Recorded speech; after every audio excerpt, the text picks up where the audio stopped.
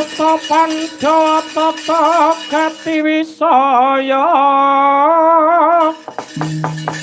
indriyaksa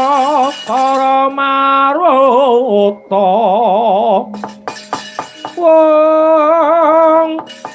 bawana kana margana panca taru lan warahayang panca taru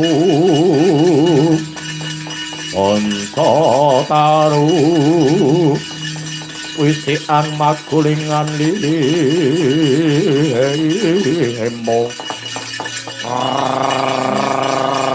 Potlata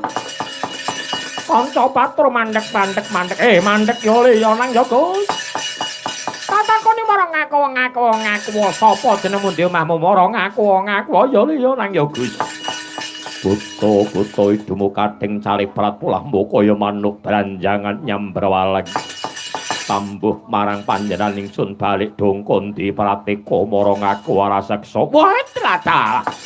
lumangsa sora basane satriya iki najan puta dudu mletek saka kayu watungguri sangka tawang gantungan setyaka lintring maya kang dadi aran kurajan kowe sapa Gus panengah Pandhawa Raden Janaka Kumbang pengali-ali wibaji sang anaga paran sedamu ngetutake jumangkaing suku kedheping netra kerenteking paredaya ora kena bacot kudu bali ora ana gawar kentheng pepalang marga ndas buta kating jebobok ndak sampar ndak sandung rambut buta ngubel padha pagas motorigo babu kuadamu wani tanding kawan aku Arang keposi utuk warangasa ora tinggal loncat batang era seksa